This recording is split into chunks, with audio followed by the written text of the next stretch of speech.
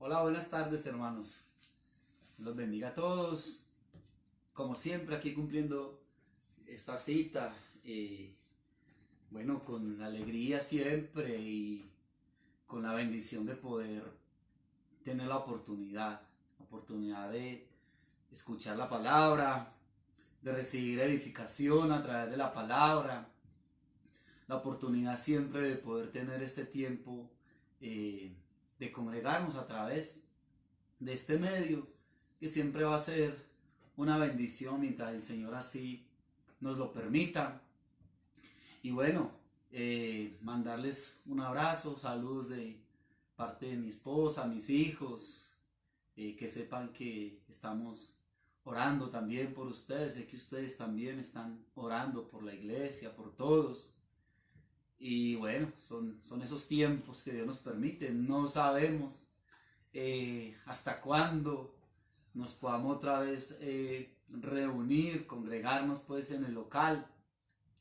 Creo que ya todos han escuchado las noticias y saben que eh, como tal el poder reunirse en grupos de más de, no sé, creo que dieron 10 20 personas, eso por un largo tiempo va a estar prohibido. Entonces, lo bonito y lo maravilloso de todo esto es que la obra de Dios continúa. Dios no para, Dios no se frena. Él está construyendo su iglesia como lo aprendíamos en la lección que el Señor me permitía compartirle la vez pasada. Dios no se detiene, Él sigue adelante con su obra. Y si estos son los medios que Él está proveyendo, entonces hermanos nos toca aprender a usarlos, a hacer uso de ellos y bueno, darle gracias a Dios y darles el mejor uso, el uso adecuado en estos momentos. Entonces, hagamos una oración para que comencemos. Saludos a Juan Camilo Mateus, a doña Gladys Castañeda, que siempre está ahí, ella tan fiel y tan puntual, y a doña Luz Marina Castaño, que también están ahí ya conectándose, mi esposa. Y vamos a orar, oremos para que demos entonces inicio a la porción de la escritura con la que el Señor nos quiere hoy bendecir. Angélica Villa también se acaba de añadir y Seleni Salazar, un abrazo, muchas bendiciones. Padre, muchas gracias, Dios maravilloso. Padre, te adoro, Dios bueno y santo. Señor, elevamos una oración a ti de gratitud, una oración de alabanza, una oración de exaltación al único que se la merece, al único que es bueno y maravilloso. A ti, Rey y Señor, Dios de todas las cosas, Dios omnipotente, Dios fiel, Dios único. A ti, solo a ti sean dadas gracias, Dios, porque en medio de todo lo que está pasando, en medio de toda situación, Señor, ahí sigues con nosotros glorificándote. Ahí sigues con nosotros, Dios, cuidándonos, ayudándonos, Dios, dejándonos ver tu gracia, tu misericordia y tu bondad siempre, siempre en nuestras vidas, Señor. Oramos, Padre, por toda la iglesia, Señor. Oramos, amado Rey, no solo por la congregación donde tú nos has puesto, por cada congregación tuya, Señor. Cada lugar donde con amor, con celo, Dios mío, se predica tu palabra. Cada siervo tuyo, Dios mío, que por amor a ti, por amor a la obra, Señor, cada día, amado Dios, cumple la tarea. No por lucro, Señor, no por vanagloria, Padre, sino solo por amor a ti. Aquellos lugares, Dios mío, aquellas congregaciones, aquellos siervos y siervas, aquellos hijos tuyos, Dios, apegados y aferrados a la verdad tuya. Aquellos que realmente, Señor, anhelamos hacer tu voluntad, Dios mío, y caminar una vida agradable delante de ti. Por cada uno es nuestra oración, para que tú sigas levantando poderosamente tu obra, Señor, para que tú te sigas glorificando, Señor. Y que estos sean tiempos, Dios, donde más personas se añadan, donde más personas, Dios, vengan a ti, Dios mío, donde muchos que un día se apartaron, Señor, vuelvan nuevamente al redil y sepan que tú los estás esperando, Dios y Señor bueno. Te adoramos, Señor, ayúdanos a discernir los tiempos, todo esto que está pasando, Dios, y lo que tú a través de todo esto estás hablando, estás diciendo a tu iglesia, Señor. Padre, muchas gracias por tu Santo Espíritu, muchas gracias por tu revelación, muchas gracias, Señor, por el mover tuyo. Guíanos, Señor, en estos tiempos como tú quieres que nos movamos. Guíanos, Señor, qué es lo que tú quieres que hagamos. Guíanos, Señor, para saber cómo tú quieres, Dios, que la iglesia sea alimentada, pastoreada, Dios. Guíanos, Señor, guíanos para hacerlo correctamente, pues tú a través de todo esto nos dejas ver que lo importante no son los grandes locales, lo importante no son las reuniones, que lo importante eres tú, que lo importante, Señor, es buscarte a ti en espíritu y en verdad, Dios mío, como hablabas una vez con la samaritana, porque ya le habían enseñado que era ese lugar donde ella estaba, otros decían que era en Jerusalén, pero tú le dijiste, mujer, la hora es, y ahora es cuando los verdaderos adoradores adorarán al Padre en espíritu y en verdad. Y es a eso a lo que nos estás llamando, bendito Dios, a darle la importancia solamente a la comunión, a la intimidad contigo, Señor, a la obediencia y al caminar delante de ti. Enséñanos, Dios, lo necesitamos, Padre. Gracias, Señor, por cada personita que se va anexando en esta hora, Dios, a escuchar de tu palabra, por los que han de mirar después, Señor, lo que queda aquí grabado, Dios, que también sus vidas sean edificadas y bendecidas. Te damos la gloria, Señor, en Cristo Jesús, Señor nuestro. Amén y amén. Muy bien, entonces vamos a darle inicio a lo que Dios nos quiere enseñar hoy. Saludos a Rodri Betancourt también, que ahí está, a Claudia, a Dora, Juan José también se acaba de añadir ahí. Quiero que vayamos todos a Juan en el capítulo 8. Juan capítulo 8. Vamos a ir aprendiendo a través, no sé, de unas 2 o 3 lecciones que nos pueda tardar esto. Vamos a aprender cuál es el propósito por el cual Jesús ha dado la ley, o dio la ley. ¿Cuál es el propósito de la ley? Y para esto vamos a referirnos entonces a un pasaje de la Escritura muy conocido, que está ahí en Juan capítulo 8, y quiero que lo leamos. Vamos a leer del versículo 1 en adelante, hasta el 11. ¿Sí? Es muy importante que tengamos ahí cada uno su Biblia, por las cositas que vamos a ir viendo, vamos a ir preguntando.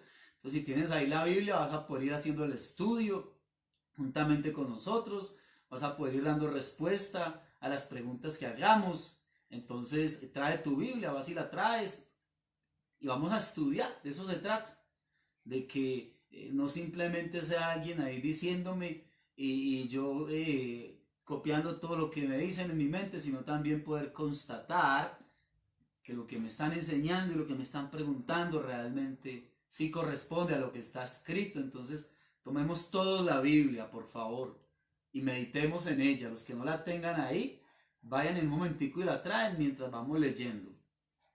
Entonces, Juan en el capítulo 8 dice: y Jesús se fue al monte de los olivos, y por la mañana volvió al templo, y todo el pueblo vino a él.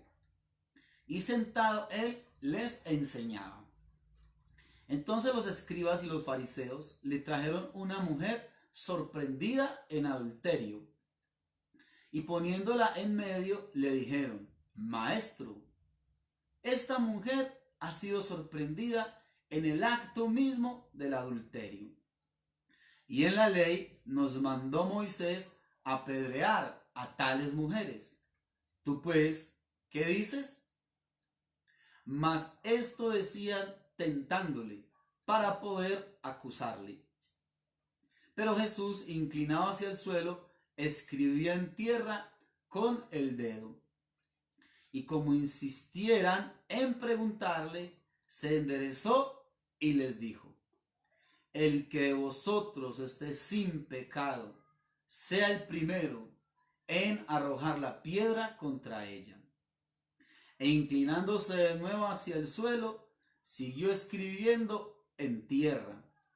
Pero ellos, al oír esto, acusados por su conciencia, salían uno a uno, comenzando desde los más viejos hasta los postreros, y quedó solo Jesús y la mujer que estaba en medio.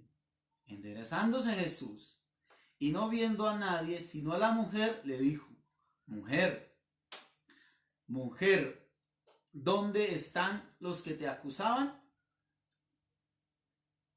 Ninguno te condenó.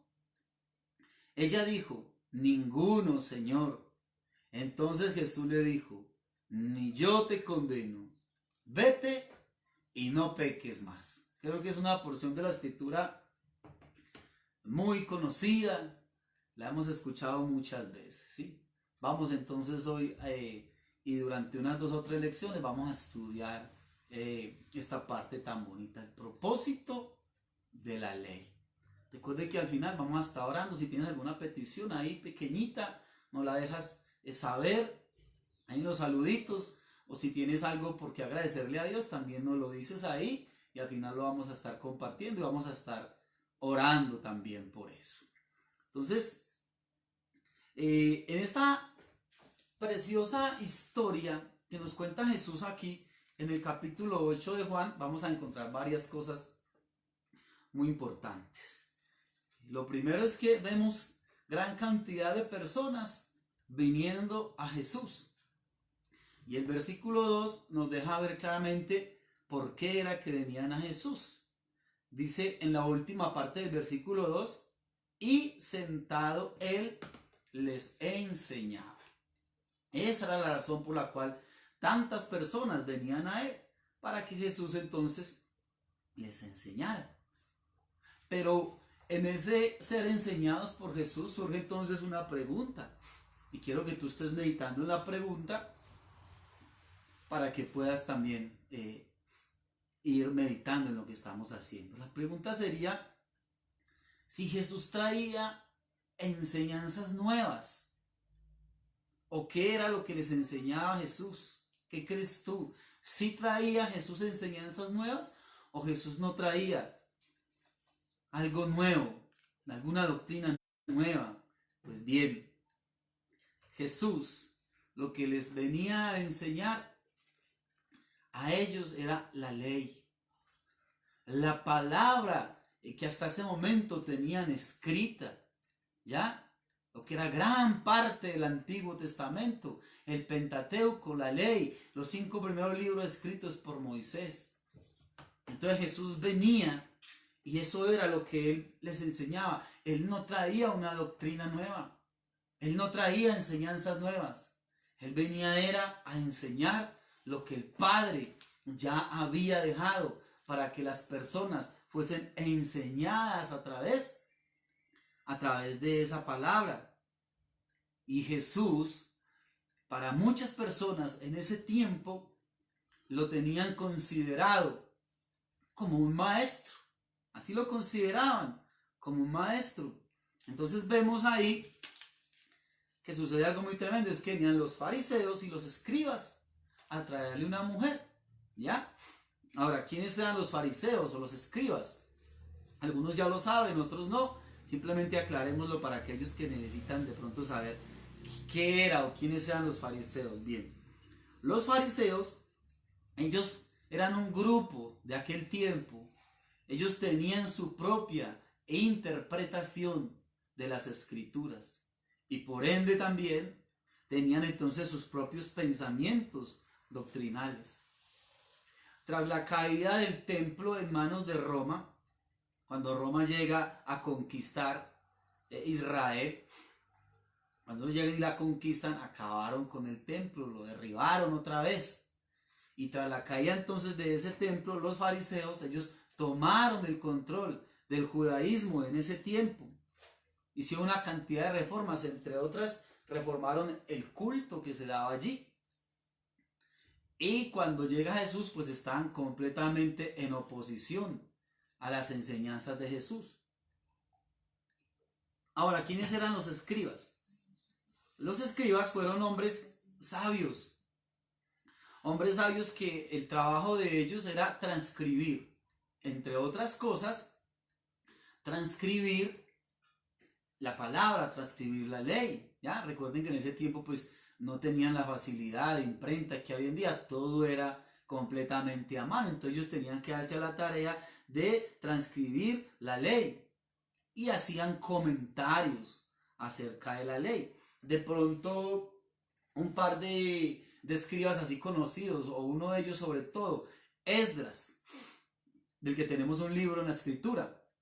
Esdras fue un escriba, ¿sí? Un escriba fiel y versado, ¿ya? Porque muchos de los escribas los que vemos aquí, por ejemplo, en tiempos de Jesús, ya habían tergiversado muchas cosas.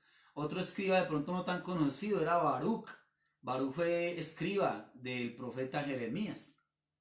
Entonces, ¿qué hacían los escribas? Copiaban y recopiaban una y otra vez la ley. Ellos contaban palabrita por palabrita, contaban cada espacio, de manera tal que cada copia fuera fidedigna. Eran muy celosos en esa parte. Pero ellos empezaron a añadirle a la ley muchas tradiciones humanas. Empezaron a añadir tradiciones. Entonces explicaban la ley muy bien, pero no tenían en cuenta el espíritu de la ley. Llegaron a hacer los comentarios que ellos hacían, llegaron en un momento en el que fueron mucho más importantes sus comentarios que la ley misma, o los comentarios más bien las tradiciones que ellos fueron agregando. Un ejemplo de ello es el asunto de lavar las manos. Lo podemos ver en la escritura cuando le hacían el reclamo a Jesús de por qué sus discípulos no lavaban las manos. Era una tradición, pero lo habían vuelto una doctrina y lo tenían por encima de la misma ley. Eso eran los fariseos y los escribas. También hay un grupito que vamos a ver ahorita ahí, que eran los del Sanedrín. ¿Quién era el Sanedrín? El Sanedrín era un grupo de 70 hombres completamente conocedores de la ley. Entonces todo el pueblo venía a ellos, ¿sí? Para si tenían asuntos que resolver, conflictos, cosas que resolver, que tenían que resolverse de acuerdo a la ley, entonces iban al Sanedrín y el Sanedrín tenía que dar respuesta en 24 horas a todos esos asuntos. Entonces mira los grupos que teníamos, entre otros, en tiempos de Jesús. Fariseos, escribas y el Sanedrín. No era nada fácil, ¿ya? Todos muy legalistas. Entonces, volvamos allá a Juan capítulo 8, a lo que está sucediendo con esta mujer. Esto era solamente como para aclarar un poquitico ahí y tener como un poco más claro estos conceptos. Algunos ya lo saben, pero de pronto algunos no, entonces nos ayuda ahí a enriquecer un poco más la enseñanza. Entonces, ¿en qué íbamos? Se la trajeron a Jesús, a esta mujer, ¿ya? Y mira algo que sucedió acá. Quiero que miremos un poquitico lo que dice Jesús acerca de los fariseos, ¿sí? Antes de continuar, y acerca de los escribas también. Mateo 23 del 1 al 7, vamos allí un momentico. Mateo 23 del 1 al 7 dice: entonces habló Jesús a la gente y a sus discípulos diciendo: en la cátedra de Moisés se sientan los escribas y los fariseos. Así que todo lo que os digan que guardéis, guardadlo y hacedlo. Mas no hagáis conforme a sus obras, porque dicen y no hacen. O sea, eran buenos para enseñar, pero cero aplicar, porque atan cargas pesadas y difíciles de llevar, y las ponen sobre los hombros de los hombres, pero ellos ni con un dedo quieren moverlas. Antes hacen todas sus obras para ser vistos por los hombres, pues ensanchan sus filacterias y extienden los flecos de sus mantos y aman los primeros asientos en las cenas y las primeras sillas en las sinagogas. Entonces le ponían cargas a la gente tremendas y ellos no querían llevarlas. Y dice que ensanchaban también las filacterias. Es otro término que quiero también que lo tengamos claro para los que no lo saben. Las filacterias eran unas cajitas que se ponían aquí en la frente o en el brazo, aquí en esta parte del brazo, perdón, y las amarraban acá como con unas cuerditas, ¿sí? ¿Y qué había aquí dentro de esas cajitas? Pues había porciones del Antiguo Testamento, porciones ahí de la ley. Entonces ellos tomaban y estaban meditando ahí, volvían y la guardaban y tomaban otra partecita, o cuando las ponían aquí en el hombro. Y cuando dice que también alargan los flecos, ¿sí? Habla de ese talid con el que ellos se cubrían, ¿ya? Ese talid alrededor tenía 613 cuerditas que representaban los 613 mandamientos de la ley, solo que ellos las hacían más vistosas. ¿Y por qué hacían eso, por ejemplo, de las filacterias? Pues bien, por lo que decía la escritura ya en Deuteronomio. Miremos un momentico, miremos números, más bien, números 15. Números en el capítulo 15. Y leamos ahí en su Biblia los versículos números 15. Y vamos a leer ahí, por favor, se me perdió acá. Números 15, 38 y 39. 15, 38 y 39.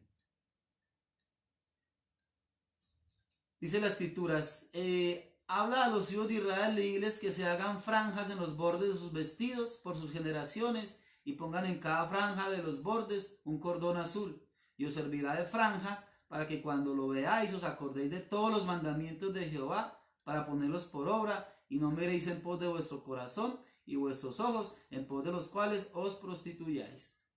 Entonces yo les había dicho, ¿sí? Que en ese talid o en ese manto hicieran unos flecos, sino que ellos por quererse mostrar que eran pues los más cumplidores de la ley, los hacían más largos y los hacían más vistosos. Ahora sí vayamos a Deuteronomio 6:8. Deuteronomio capítulo 6 versículo 8. Lo voy a leer. Dice, hablando de la palabra, hablando de la ley, y las atarás como señal en tu mano y estarán como frontales en tus ojos.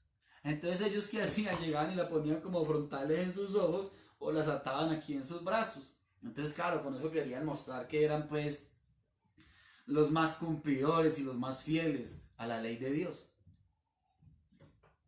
Entonces sigamos acá. Ahorita sí vamos a Juan capítulo 8. Entonces mira lo que estaban haciendo los escribas y los fariseos. Con toda su pompa y con toda su cosa, le traen a Jesús a esta mujer y la colocan ahí en medio y le dicen, mira, Jesús, es que esta mujer fue sorprendida en adulterio, o sea, teniendo relaciones con otro hombre que no era su esposo, y ahí la exponen públicamente al escarnio. ¿Qué quieren? ¿Qué será lo que ellos quieren que se haga con esta mujer? ¿Qué será lo que ellos están buscando? ¿Por qué la traen a Jesús? Pues bien, la ley decía que estas mujeres, creo que ya muchos lo sabemos, debían de ser apedreadas. Entonces algo que ellos están buscando con esto es que ella sea apedreada, ¿ya? ¿Y para qué se la traen a Jesús? Leámoslo ahí, en el versículo 6. Léelo ahí en tu Biblia. Se la traen a él, pero dicen, mas esto decían tentándole para poder acusarle. ¿Cómo así que se la traían a Jesús para tentarlo y poder acusarle? Bien, eso es lo que vamos a mirar. ¿Por qué traerle a esta mujer a Jesús para decir si lo que ella había hecho era o no era pecado? ¿Ya? Vamos a ver por qué era que querían entonces tentar a Jesús con este asunto. Miremos qué está pensando Jesús. ¿Qué piensa Jesús de esto? ¿Cómo cómo ve Jesús la situación. Recuerden que para ellos Jesús es un maestro, ¿sí? Recuerda ya el diálogo que Jesús tiene con Nicodemo, cuando Nicodemo viene a Jesús de noche y le dice, Rabí, sabemos que has venido de Dios como maestro, porque nadie puede hacer las cosas que tú haces si Dios no está con él. Entonces le aclaran que el concepto que tenían de él era como maestro. Entonces, por eso cuando llegan y le traen la mujer adúltera, lo que le dicen es, maestro, esta mujer ha sido sorprendida en el acto del adulterio. La ley dice que hay que apedrearla. ¿Tú qué dices? ¿Ya? Entonces mire que los fariseos están utilizando una fuente a través de la cual ellos van a juzgar. Y esa fuente que ellos van a utilizar es la ley. ¿Ya? Esa es la fuente que los fariseos van a usar. ¿Y qué dice la ley acerca del adulterio? ¿Qué dirá la ley? Pues bien, en Deuteronomio capítulo 5, versículo 18 dice, no cometerás adulterio. O sea que la ley sí condenaba el adulterio. La ley sí estaba en contra del adulterio como tal. ¿Y Dios qué decía frente a este caso? ¿Cuál era la sentencia para quien fuera hallado o hallada en adulterio? Necesitamos mirar a ver. Vamos entonces a Deuteronomio capítulo 22. Deuteronomio 22, 22.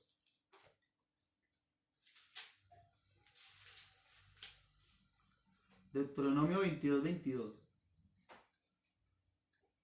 Dice, si fueres sorprendido, mira lo que Dios decía. Quiero que lo estés leyendo ahí en tu Biblia, por favor. Si fueres sorprendido alguno acostado con una mujer casada, con marido, ambos morirán. El hombre que se acostó con la mujer y la mujer también. Así quitarás el mal de Israel. Dice que ambos debían de morir. Ese era el orden que se daba ahí. Tanto el hombre como la mujer que habían sido sorprendidos. Entonces aquí viene la primera pregunta que surge y es, cuando los escribas y fariseos se acercan a Jesús, mira que ellos ¿a quién traen? A la mujer, solamente a la mujer. Ahora, ¿por qué no traerían al hombre también? Si fue sorprendida y ellos estaban de testigos, ¿por qué no traen al hombre? Entonces recordemos que leímos en Juan el capítulo 8, en el versículo 6, que ellos todo esto lo estaban haciendo para tentar a Jesús. O sea, para llevarlo a que se equivocara, para llevarlo a que cometiera un error. Ese era el objetivo de ellos. Entonces, debemos ver cómo funcionaba la ley. ¿Sí? ¿Qué sucedía en estos casos? Sigamos leyendo a ver. Deuteronomio, en el capítulo 17. Vamos allí. Y atrásito, Deuteronomio capítulo 17. Y miremos cómo funcionaba la ley. Versículo 6 y versículo 7. Dice, por dicho de 2 o 3 testigos morirá el que hubiere de morir. No morirá por el dicho de un solo testigo. Sigamos leyendo. Estamos leyendo Deuteronomio, capítulo 17. Entonces, sigue diciendo acá, en el versículo 6 y 7. Versículo 7. La mano de los testigos caerá primero. Dice que por más de 2 o 3 testigos, no por uno solo. Dice que la mano de los testigos caerá primero sobre él para matarlo. Y después la mano de todo el pueblo, así quitarás el mal de en medio de ti. Entonces, que alguien ha sorprendido violando la ley, muy bien. Entonces vengan varios testigos, más de 2, ¿sí? Y que los primeros que debían de tomar parte eran los testigos, eran los primeros que debían de hacerlo. Volvamos a leer ahí en capítulo 19, versículo 15, Deuteronomio 19, 15, que dice: no se tomará en cuenta a un solo testigo. Préstale atención a esto. No se tomará en cuenta a un solo testigo contra ninguno en cualquier delito ni en cualquier pecado en relación con cualquier ofensa cometida. Solo por el testimonio de 2 o 3 testigos se mantendrá la acusación. O sea que no era válido que viniera una sola persona a testiguar. No era válido una sola persona, más de 2 o 3. Entonces, si había un solo testigo, ¿qué ocurría? No servía un solo testigo. Y ahí decía que debía morir apedreados. Entonces, y luego nos decía también quiénes eran los primeros que debían de ejecutar la muerte. Los primeros que lo hacían tenían que ser los propios testigos. Los testigos del hecho. Entonces volvamos otra vez a Juan, capítulo 8. A ver qué va a suceder con todo esto. Volvamos allá otra vez a Juan, capítulo 8. ¿Listo? Y te voy a hacer una pregunta. Y ahí tú mismo, sentadito donde estás, atento, vas a pensar en la respuesta. ¿Tenía Jesús autoridad legal? ¿Tenía Jesús alguna autoridad legal para condenar a esta mujer? Piénsalo por un momento, no digas todavía sí o digas todavía no, solamente piénsalo por un momento, ¿sí? La pregunta es si Jesús tenía alguna autoridad legal, ¿ya? Para sentenciar a esta mujer. Y antes de que respondas, ten presente esto. ¿Jesús era escriba? No, ¿cierto que no? ¿Era fariseo? Tampoco. ¿Jesús pertenecía al Sanedrín? Tampoco. ¿Jesús hacía parte del gobierno romano? Tampoco. Lo que quiere decir, ¿sí?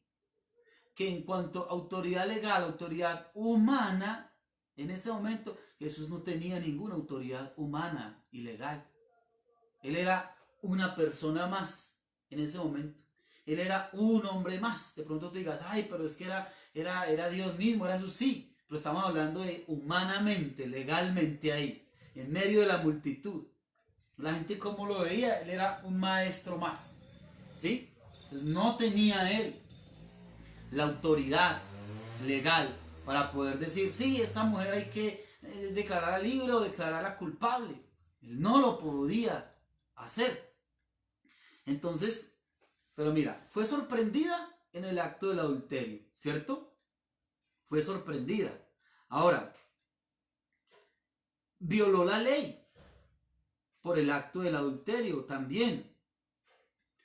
Y había una sentencia según la ley. Y había unos testigos. O sea que estamos frente a un caso donde realmente si había una mujer culpable de algo con testigos y todo, ¿ya? Pero se la traen a Jesús. Y ya vimos que Jesús no podía él en ese momento. Humanamente no podía sentenciar absolutamente nada. Entonces, viene otra pregunta también para que tú la resuelvas ahí. Ya que estamos estudiando, se trata de estudiar, de que leamos, analicemos y estudiemos. Entonces, puedes ir pensando también. Y piensa en esta otra pregunta que te voy a hacer. ¿Qué sucede si Jesús sentencia y dice, esta mujer debe ser apedreada? ¿O qué tal si él dice, no, esta mujer debe ser dejada libre? ¿Qué crees que pasa? Piénsalo por un momento, a ver. ¿Qué hubiera sucedido si Jesús en ese momento toma él mismo la ley por mano suya? Pensémoslo a ver, ¿sí? ¿Qué crees que hubiera ocurrido? Piénsalo por un momento, a ver. Entonces, lo primero que hubiera sucedido es que se hubiera echado al gobierno romano encima. Porque los romanos era el imperio de ese momento, ¿sí? No solamente tenían gobierno sobre Israel, sino que Roma había conquistado mucha, pero mucha parte del mundo conocido hasta ese momento. Eran los que mandaban, aunque Israel tenía sus creencias, ¿sí? Pero si ellos querían hacer algo y sentenciar a alguien, algún israelita, así ellos tuvieran la razón, ellos tenían que ir al gobierno romano para que ellos los dejara hacer lo que ellos iban a hacer. Un ejemplo muy claro está en el mismo Jesús. Cuando Jesús fue llevado, que ellos lo querían crucificar, ¿a quién lo llevaron? Lo llevaron ante Pilato, ¿sí? Ante el gobierno romano. Herodes, bueno, todos ellos tenían que ver ahí. Finalmente, Pilatos, es que yo no veo nada en este hombre, pero igual, ¿qué hizo? Pues yo me lavo las manos. Entonces, listo, hagan ustedes como quieren. Pero mire que fue con consentimiento, con permiso del gobierno romano, porque de lo contrario no hubieran podido. Entonces, si Jesús, basado en la ley, ¿sí? Hablando de la ley ya me refiero al Pentateuco, ¿ya? A la ley de Moisés. Si él basado en la ley hubiese dicho, hay que apedrearla, pues hubiese tenido razón, porque sí, la ley decía que eso había que hacerlo, ¿ya? Vuelvo y te repito, lo hubiera hecho por encima de la autorización del gobierno romano. Lo primero que hubiera sucedido. ¿Qué más crees que hubiera sucedido? A ver, piensa por un momento más ahí, ¿qué más hubiera sucedido? Pues estaría aprobando también otro par de errores ahí. ¿Cuál par de errores? Pues recordemos que la ley decía que si una persona sorprendía un adulterio, ¿ya? Tenía que estar no solamente ella, sino que también pues debía de estar ahí el hombre con el que a ella la habían sorprendido en adulterio, y no estaba, la habían traído a ella sola.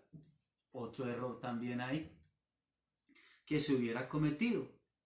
Entonces, pero ¿qué tal si? Porque es que era una encrucijada. Si dice sí, porque la ley así lo mandaba, ya miramos el problema tan tremendo. Pero entonces si él dice no, déjenla tranquila. Entonces, ¿cuál hubiera sido el problema ahí en ese momento? ¿Qué se hubiera generado? También hubiese habido otro problema. ¿Por qué? ¿Por qué crees que se hubiera generado otro problema ahí también? Pues sencillo. Estaría pasando por encima la ley. Estaría yéndose en contra de lo que la ley decía. Entonces mira como la estrategia tan hábil, tan astuta de los escribas, de los fariseos, y obviamente el Sanedrín también estaba involucrado ahí. Si Jesús dice, hay que apedrearla, le echan a Roma encima. Si dice, no, entonces se echa encima al pueblo por violar la ley. Por eso dice en el versículo 6 que esto hacían con un solo objetivo, tentar a Jesús. Pues ahora, entonces, ¿qué va a hacer Jesús ahí? ¿Qué va a suceder ahí? Porque con cara o con sello, por donde fuera, aparentemente iba a perder. Y ellos iban a poder hacer lo que estaban pensando hacer. Entonces se pone como interesante esto, ¿cierto? Vamos a mirar a ver qué va a suceder aquí, a ver qué es lo que Dios nos va a enseñar con toda esta historia tan tremenda. Entonces, dice en el versículo 6, mira lo que Jesús hace, 8:6 de Juan. Más esto decían tentándole para poder acusarle. Dice, pero Jesús, inclinado hacia el suelo, escribía en tierra con el dedo.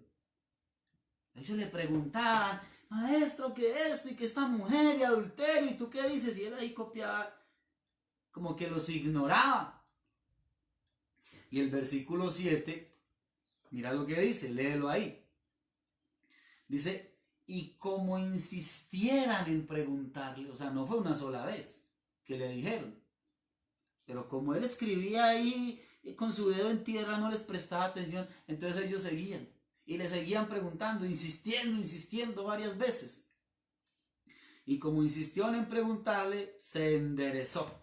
Dice que Jesús entonces se puso en pie para darle respuesta. ¿Y cuál fue la respuesta que Jesús le dio? ¿Cómo es que Jesús le responde? Ya, muchos dicen, es que Jesús le dijo, el que de nosotros esté libre de pecado, que tire la primera piedra. Bien, esa no fue la respuesta de Jesús. Leámosla bien. Versículo 7. Y como insistían en preguntarle, se enderezó y les dijo, el que de vosotros, ¿sí? Mira que Jesús no dijo el que de nosotros, él dice el que de vosotros, que esté libre de pecado, sea el primero en arrojar la piedra contra ella. Esa fue la respuesta de Jesús. Porque Él les dice el que de vosotros. Y no dice el que de nosotros, incluyéndose a Él ahí. El que de vosotros esté libre de pecado. ¿Se podía estar libre de pecado? ¿Qué crees tú? A ver, responde ahí. De pronto algunos digan, no, nadie puede estar libre de pecado. Pues bueno, ¿sabes que sí? Sí se podía estar libre de todo pecado. Solamente había una manera de estar libre de todo pecado. Y lo decía la misma ley. Sí había una manera de estar libre de pecado. Miremoslo allí en Éxodo, en el capítulo 19. Éxodo capítulo 19, vamos a mirar versículos 5, 6 y 8 también. Versículo 5 de Éxodo 19. Ahora pues, mire lo que le está diciendo. La manera de estar libres de pecado. Ahora pues, si diereis oído a mi voz y guardareis mi pacto, está hablando de la ley que apenas se las iba a dar, todavía no se las había dado, ¿sí? Ahora pues, si diereis oído a mi voz y guardareis mi pacto, vosotros seréis mi especial tesoro sobre todos los pueblos, porque mía es toda la tierra. Y vosotros, ¿sí? Si cumplen, si obedecen el pacto, y vosotros me seréis un reino de sacerdotes y gente completamente santa. Estas son las palabras que diréis a los hijos de Israel. Si ustedes cumplen toda la ley, ustedes van a ser un sacerdocio de gente santa y van a ser mi especial tesoro sobre todos los... Y todo el pueblo respondió, vamos a cumplir con toda la ley. Y todavía no se las había dado. ¿Sí? Entonces había una manera. Había una manera de estar libres de pecado. ¿Cuál? Cumpliendo toda la ley. Toda la ley. ¿Y qué pasó? Sube Moisés, ¿sí? Habían recibido 10 de los 613 mandamientos, 10. Y el pueblo dijo, no más, no nos diga más, nos vamos a morir. Dios nos va a matar. Y habían dicho que lo iban a cumplir todo, ¿sí? Entonces, volvamos a Juan, capítulo 8, ¿ya? Esto era solamente para mostrarles, ¿sí? Que cuando Jesús les dice, el que de vosotros esté libre de pecado, o sea, el que de vosotros haya cumplido toda la ley, que sea el primero en arrojar la piedra contra ella, ¿sí? Entonces, era la única manera de estar libre de pecado.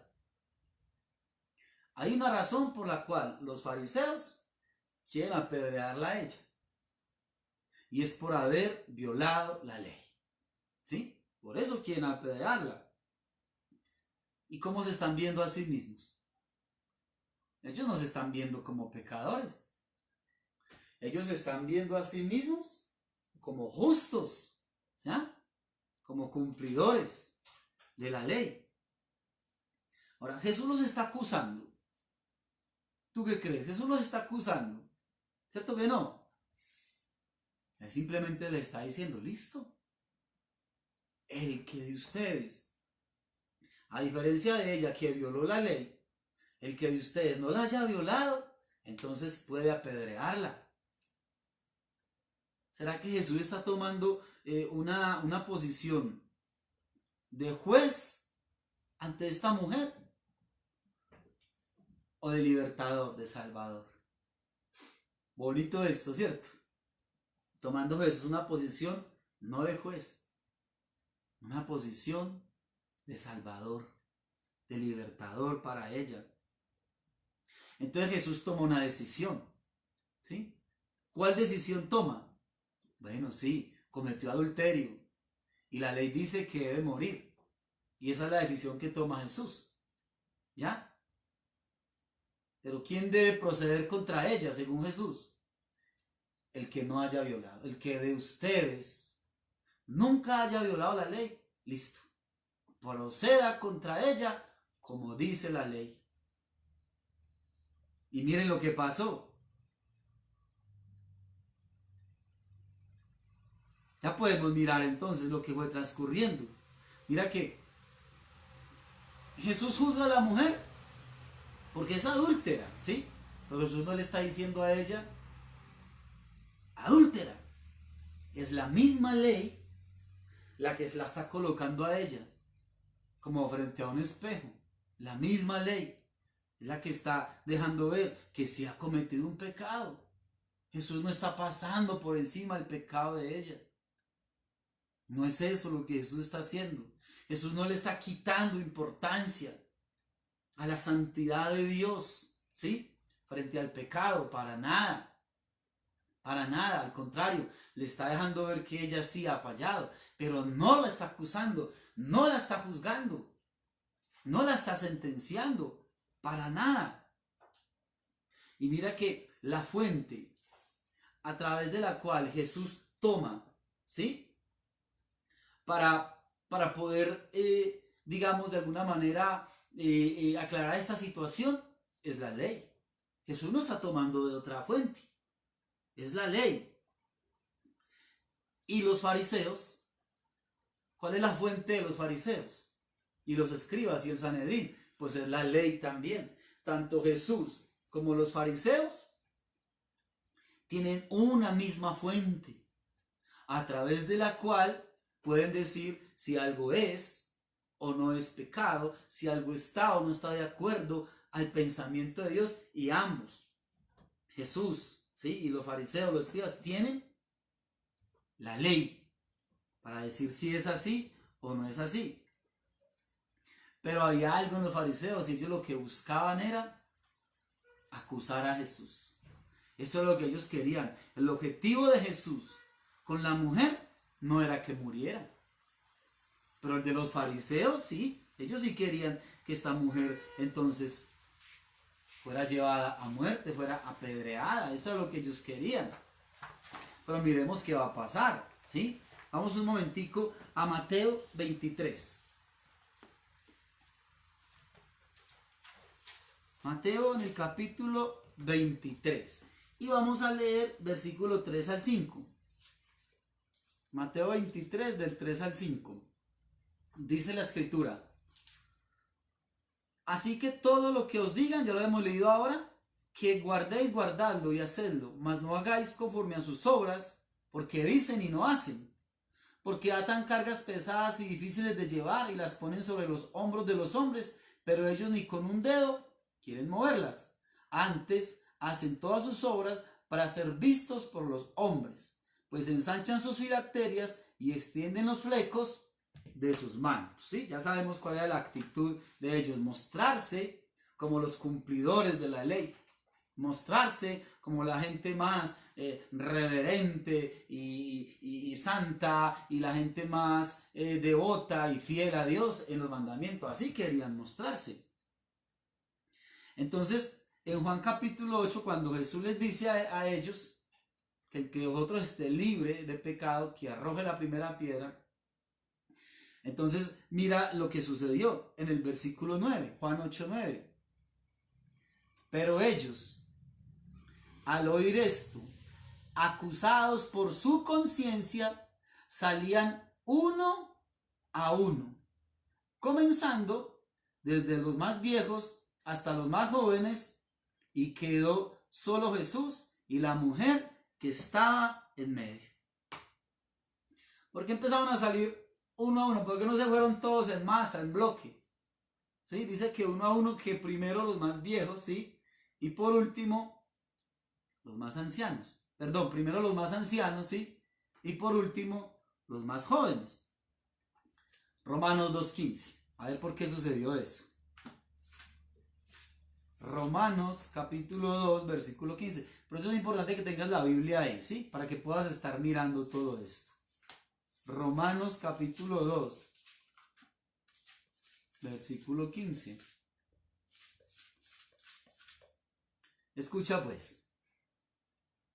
Dice, leámoslo desde el 14. Porque cuando los gentiles que tienen la ley hacen por naturaleza lo que es de la ley, estos, aunque no tengan ley, son ley para sí mismos. Y el versículo 15. Mostrando la obra de la ley escrita ¿dónde? En sus corazones, dando testimonio su conciencia y acusándoles o defendiéndoles sus razonamientos. Entonces, ¿por qué empezaron a irse uno a uno? ¿Qué estaba pasando? Su conciencia, ¿sí? Les estaba juzgando, porque ellos sabían en su conciencia cuál era su verdadera condición. ¿Por qué se fueron primero los ancianos, los más ancianos? Pues porque eran los encargados de enseñarle a los más jóvenes, ¿sí? Entonces eran los que se sentían más apenados, más juzgados, más juzgados en su conciencia. Es que el versículo dice muy claramente, y quiero volvértelo a repetir. Romanos 2:15, mostrando la obra de la ley escrita en sus corazones y dando testimonio en su conciencia y acusándoles o defendiéndoles sus razonamientos. Entonces dice claramente ahí en Juan, el capítulo 8, versículo 9, que se fueron yendo uno a uno, ¿sí? Comenzando desde los más viejos y después los más jóvenes, claro. Los más viejos eran los que tenían que enseñarle a los más jóvenes. Entonces, ¿por qué se están yendo? ¿Qué están entendiendo ellos? Que ellos eran pecadores. Que igual que esa mujer, ellos también habían violado la ley. Eso es lo que los hace irse así. Su conciencia les está acusando. Ahora, ¿era suficiente con eso? Con reconocer que eran pecadores. Solo eso es suficiente. Hay una cantidad de gente que dice, uy, no, tremendo, es que uno sí es muy malo, uy, no, es que uno sí comete unos errores muy tremendos, es que uno sí es muy desobediente a Dios. Hay una cantidad de gente, ¿ya?, que reconocen que muchas cosas que están haciendo están mal hechas. ¿Eso es suficiente? No, no es suficiente. Ellos tenían que reconocer que necesitaban el libertador. Eso sí hubiera sido el complemento perfecto. Reconocer su pecado y reconocer que necesitaban al Salvador. Porque, ¿cómo hubieran reaccionado? Si hubieran entendido ya realmente el propósito de la ley, pues sencillamente habrían manifestado la necesidad de un Salvador. La hubieran manifestado. Eso hubiera sido la actitud correcta. ¿Y por qué los jóvenes se fueron de últimos? ¿Qué estaban pensando los jóvenes? Pues que ellos habían pecado menos. Que como habían vivido menos tiempo, entonces no tenían tanto pecado. Que eran menos pecadores que los demás, por lo menos que los más ancianos. Pero igual que los ancianos, ¿qué los está acusando? Su conciencia. Porque leímos en Romanos que la ley estaba escrita en sus corazones. Y por eso su conciencia les hacía sentir culpables. Y mira algo bien tremendo que sucede con esta mujer. ¿Ya? ¿Por qué no empieza a defenderse? ¿Por qué no empezó a decir, es que ustedes también son pecadores? Igual que yo. Ella está callada. La conciencia de esta mujer también le está acusando. O sea, ella también en su conciencia, igual que ellos, su conciencia le está diciendo que es pecadora. O sea que esta mujer conocía la ley. La conocía. Para entender su condición, la conocía. Pero miremos a ver si esta mujer sí entendió o no entendió el propósito de la ley. Hasta ahora vemos que reconoce que está violando la ley de Dios, que ha pecado. Pero miremos a ver si entiende el propósito de esa ley. Vamos, leamos Romanos 3:19. Momentico. Miremos qué hizo la mujer. Romanos 3:19. Lo embolaté, aquí lo tenía.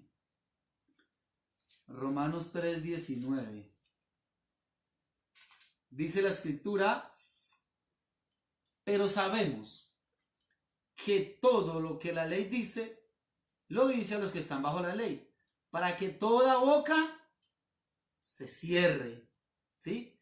Y todo el mundo quede bajo el juicio de Dios. Toda boca se cierre. Vamos a Juan capítulo 8, otra vez.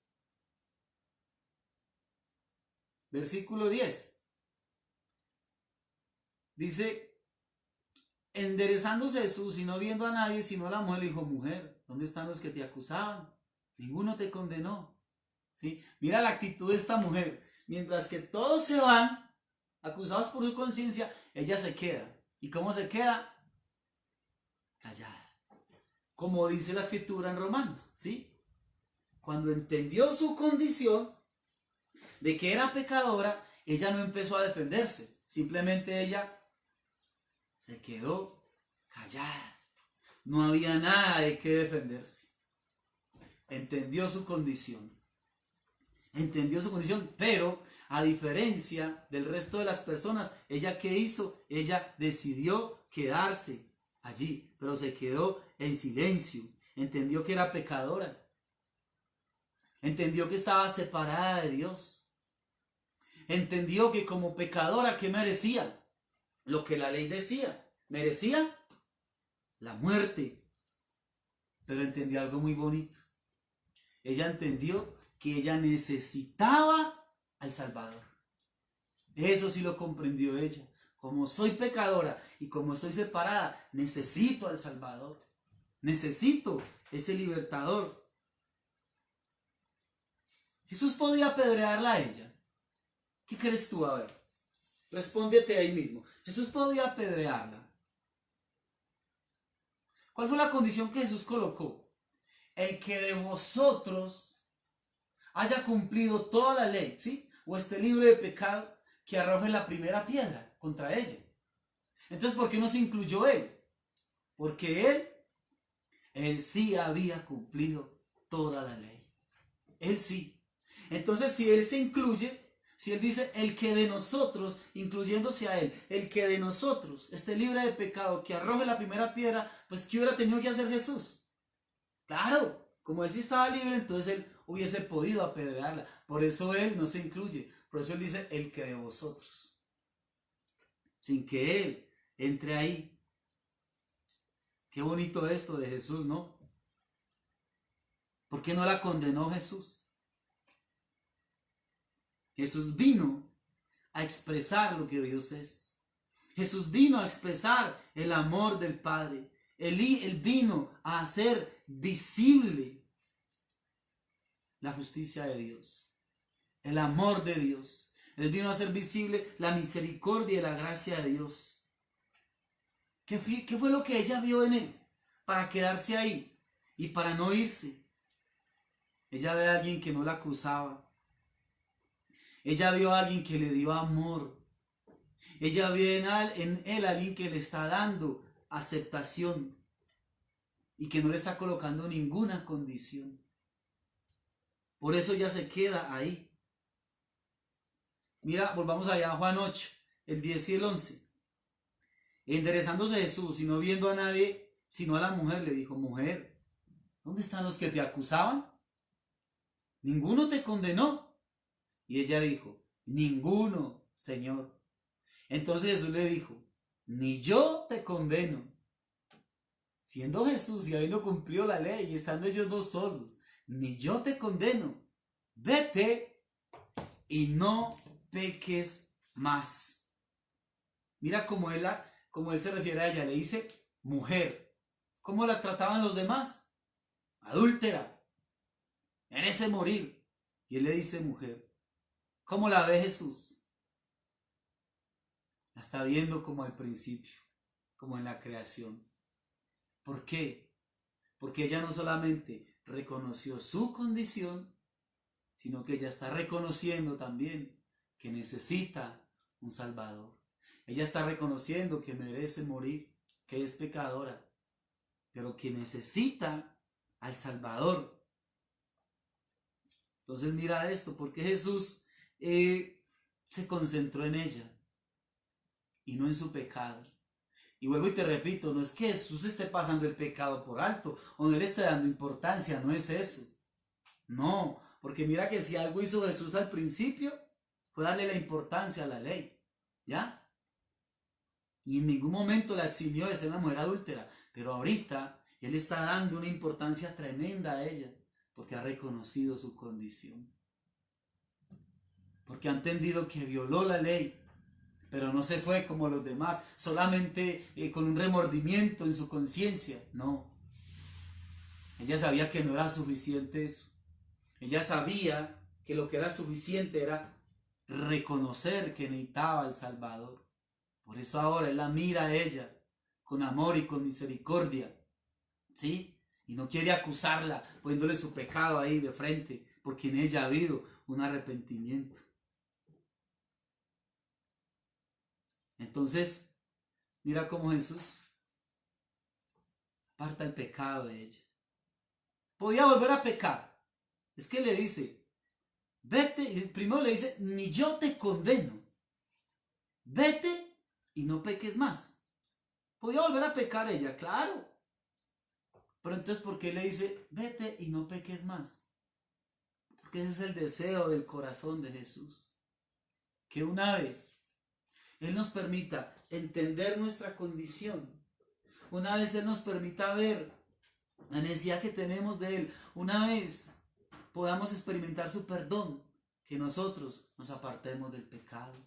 Ese es el deseo que hay en el corazón de Él.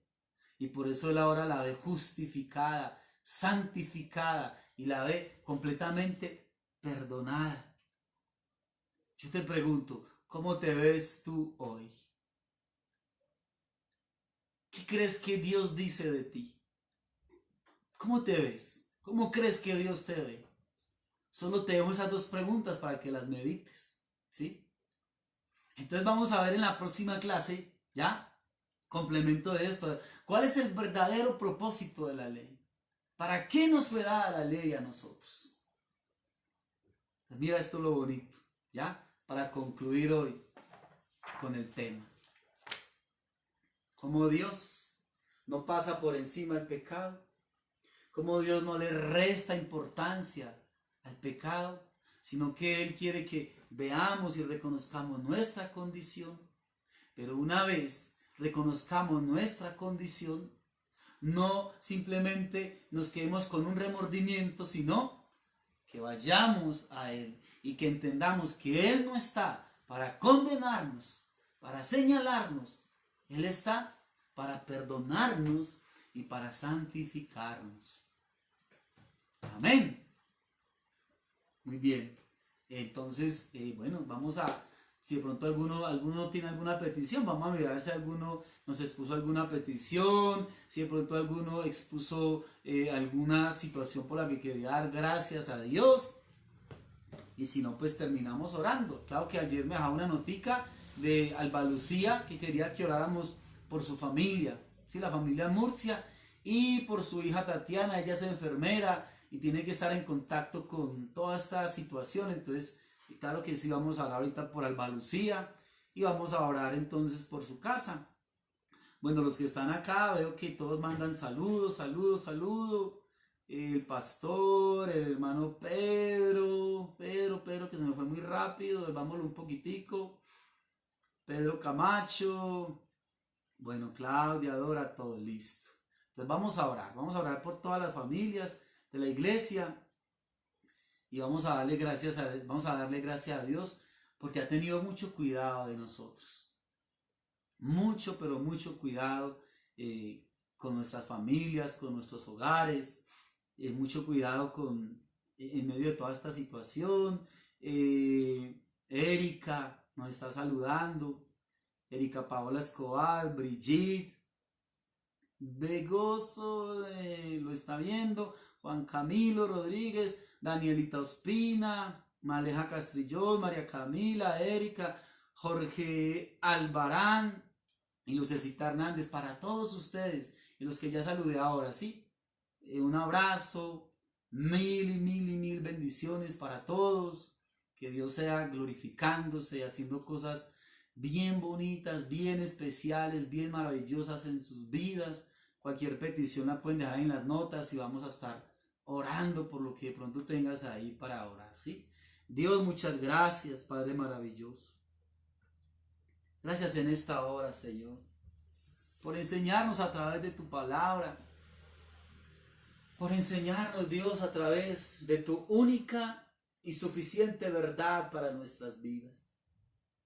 Señor, gracias por cada uno de mis hermanos que están conectados hasta ahora, que se van a ir conectando. Gracias por todos, Dios, por todos mis hermanos en la congregación y por todos mis hermanos en esta ciudad, Dios, y por todo lo que estás haciendo en la iglesia, aquí en Manizales y en Colombia y fuera de Colombia, Dios. Quiero aprovechar, Señor, esta oportunidad para, Dios, suplicarte a ti por tu bendición sobre cada hogar, sobre cada familia, conforme a lo que tú sepas que está ocurriendo, conforme a la necesidad, la dificultad, la angustia, la tristeza, lo que sea, Dios, tú conoces los corazones. Queremos pedirte, Dios, para que cada hogar sea levantado en bendición tuya, pero sobre todo, Padre, que cada hogar sea levantado en temor, en obediencia, en amor a ti, Padre. Quiero orar por la familia, el hogar de Alba Lucía, Señor, por su esposo, por cada uno de sus hijos, por su hija Tatiana, Dios, guárdala, Señor. Guárdala, Padre Santo, de contraer, Dios mío, este virus, Señor. Y en esa labor que ella desempeña allí con amor a todas estas personas que llegan allí, Señor, protégela y cuídala, Dios mío. Levanta, Señor, la vida de Tatiana. Levanta, Señor, la familia de nuestra hermana Alba Lucía, Padre maravilloso y precioso. Que seas tú obrando algo muy maravilloso y especial en el corazón de su esposo, en el corazón de cada uno de sus hijos, Dios. Fortalécela a ella y levántala poderosamente. Gracias por este tiempo que nos has regalado hoy. Gracias por tu palabra y gracias por tu enseñanza, amado Rey, en el nombre que es sobre todo nombre. En el nombre de Jesús. Hermanos, muchas bendiciones para todos. Un abrazo muy grande. La hermana Luz Marina Castaño dice que muchas gracias.